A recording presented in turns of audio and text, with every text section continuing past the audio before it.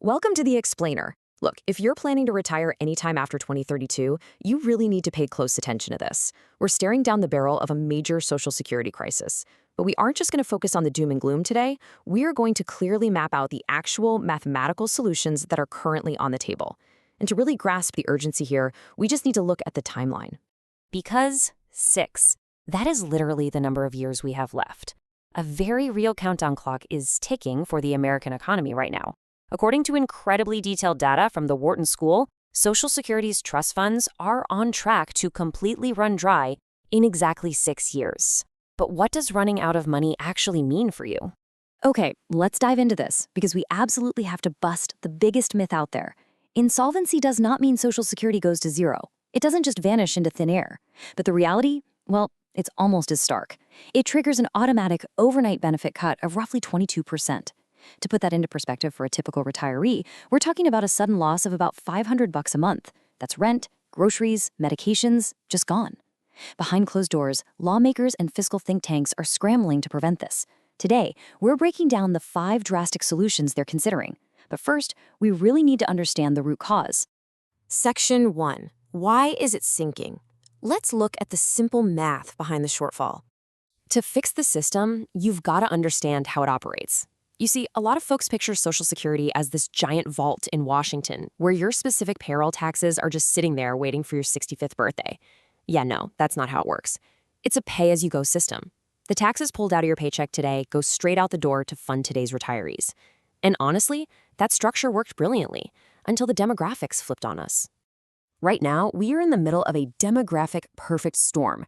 Notice the massive spike in the data. That's baby boomers entering retirement and drawing benefits. But on the flip side, the population of young workers paying into the system is flatlining, and in some metrics, it's actually dipping. We've got a rapidly aging population combined with lower birth rates and slowing immigration. We simply do not have enough new workers paying in to support the massive wave of retirees taking money out. Which brings us to this incredibly clear, eye-opening quote from Karen Glynn, the chief actuary of the Social Security Administration. She says it's a simple math problem, it's not a simple political problem. As an objective referee, the actuary's office is telling us straight up that we only have 3 mathematical choices here. We must raise revenue, reduce benefits, or do a combination of both. So let's analyze the 5 options currently on the legislative table, starting with our first theme. Section 2. Taxing the wealthy. Options 1 and 2 focus entirely on shifting the burden to high earners. Option 1 is all about eliminating or adjusting the Social Security tax cap. So right now, moving into 2026, the payroll tax cap sits at $184,500. This number is absolutely crucial. It means if you earn $184,500 a year, you pay a 6.2% tax on every single dollar you make. But let's say a prominent tech CEO pulls in $10 million this year. Well, they stop paying into Social Security once they hit that cap. They pay literally 0 Social Security tax on the remaining $9.8 million of their income. And this brilliantly illustrates what happens if we change that rule. A really popular proposal right now is creating a donut hole tax. The tax pauses at the current cap, but then kicks right back in for anyone making over $250K or $400K. Notice how much of this is filled in. Actuaries estimate this move alone would wipe out up to 67% of the entire funding shortfall, and it does it while completely shielding everyday workers from any tax hikes. Now, option 2 takes things a step further by taxing investment income. You see, currently, Social Security is funded almost entirely by wages from your standard W-2 paycheck. Wealth generated through capital gains, stock options, and dividends, that completely escapes the Social Security tax.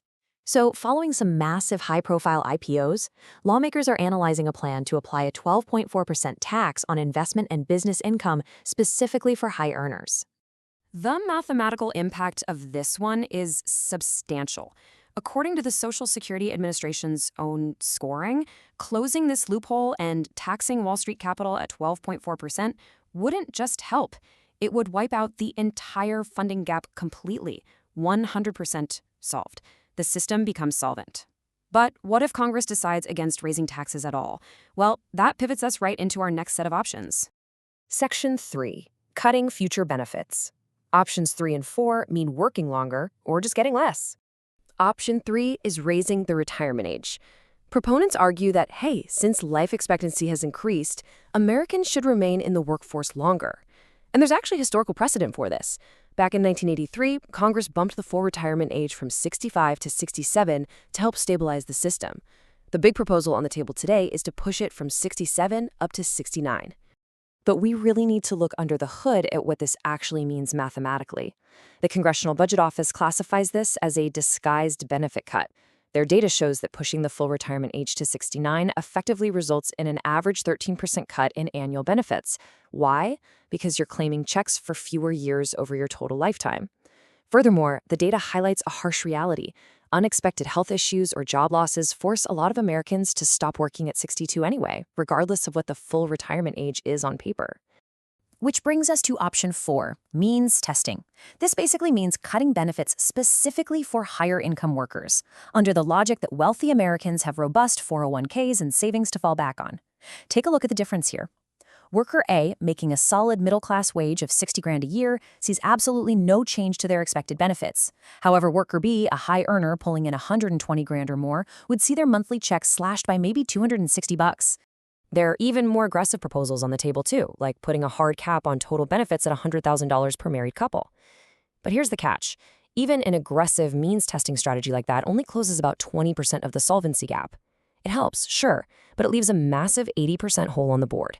Which leads us to our final, and perhaps the most broadly felt, solution. Section 4, taxing everyday workers.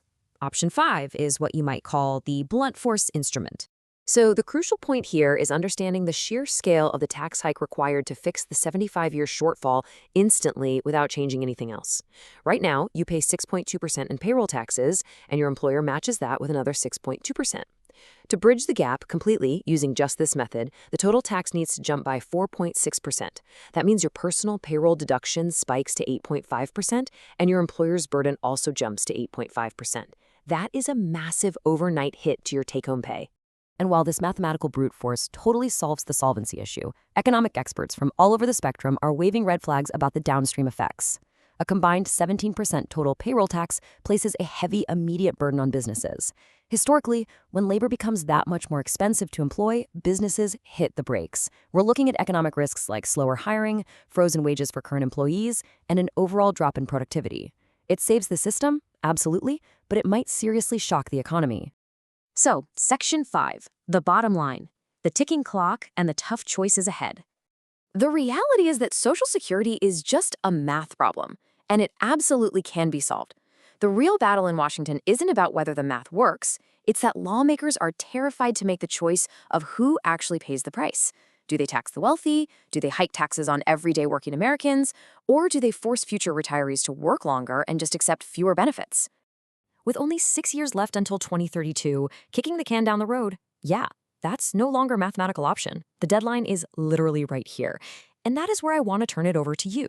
Looking at all the data we just walked through, which of these 5 fixes do you think is the fairest way to save the system? Or should it be a combination? Let me know your thoughts.